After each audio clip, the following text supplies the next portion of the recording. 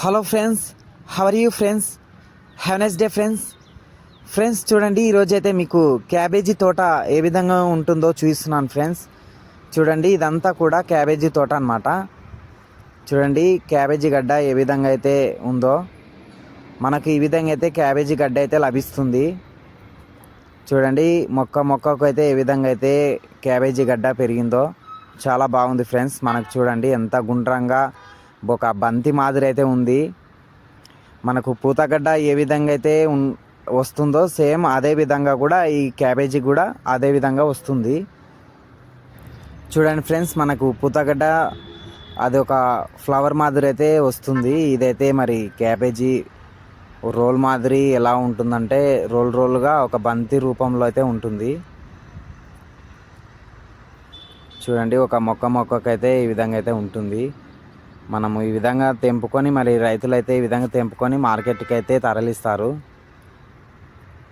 చూడండి మరి చాలామందికి పంట పొలాలు కూరగాయలు ఎలా లభిస్తాయో తెలియదు. మనం తినేటువంటి కూరగాయలు ఏ విధంగా లభిస్తాయో, వాటి మొక్కలు ఎలా ఉంటాయో మనమైతే ఫ్రీ టైంలో ఇలా పంట పొలాలను ఆస్వాదించండి. ఒక మంచి అవగాహన అయితే ఉంటుంది ఫ్రెండ్స్. చూడండి ఇదంతా కూడా క్యాబేజీ తోట, సేమ్ పూతగడ్డ తోట లాగే ఉంది. చూడండి మరి రైతులైతే ఏ విధంగా దీన్ని కోసుకొని క్యాబేజీని మార్కెట్కి అయితే తరలిస్తున్నారు.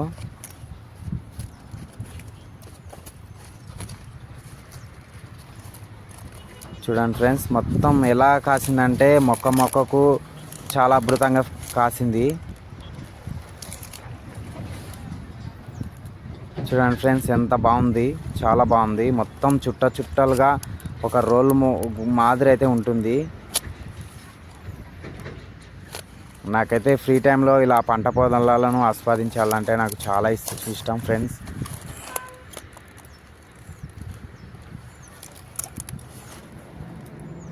చూడండి ఫ్రెండ్స్ ఎంత బాగుందో, చాలా బాగుంది, చాలా భారీగా అయితే ఉంది ఈ క్యాబేజీ గడ్డ.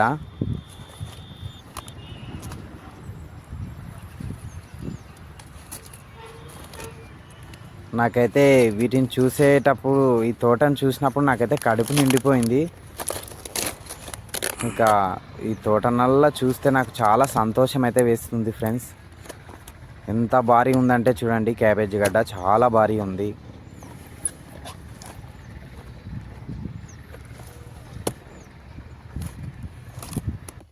చూడండి ఫ్రెండ్స్, చాలామంది రైతులైతే మరి ఎంతో కష్టపడి పొలంలో మరి పంట పండిస్తారు. తీరా చూస్తే ఆ పైరకు సరైనటువంటి గిట్టుబాటు ధర రాక చాలా విలపిస్తారన్నమాట. ఇక వ్యవసాయంలో ఎన్ని నష్టాలైనా కూడా చాలు ఎంతో కొంతకు అని మార్కెట్కి అయితే తరలించి ఆ మిగిలిన శేషం డబ్బులతో ఇలా చేత పట్టుకొని చూడాల్సింది వస్తుంది రైతులు. రైతు దేశానికి వెన్నెముక లాంటి వాడు. ఏ దేశం అయితే భూమి మీద శ్రద్ధ పుచ్చుకున్నానో ఆ దేశం బాగుపడును.